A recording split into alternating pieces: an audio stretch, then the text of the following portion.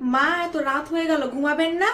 আর বলো না বৌমা, আমার বাড়ির পাশে যে আমের গাছটা আছে না, আরে ওটাই যেটা আমি খেতে খুব পছন্দ করি, কালকে রাত্রে চোর এসে আমার অনেকটা আম চুরি করে নিয়ে গেছে। তাই সারা রাত জেগে আমি আজকে আম জোগাবো।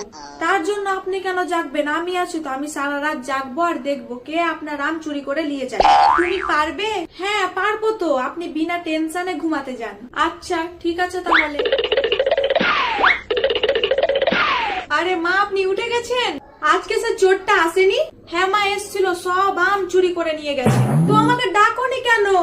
আপনি তো শুধু আমাকে দেখতে বলেছিলেন, আপনি উঠাতে তো বলেননি মা। কি? তো তুমি কি করছিলে? চোরটা বুঝতেই পারছিল না যে গাছের উপরে আরো আম আছে, আমি বলে বলে দিলাম যে কোথায় কোথায় আম আছে। কি? মা, আমি আরেকটা কাজ করেছি। কি কাজ করেছো বৌমা?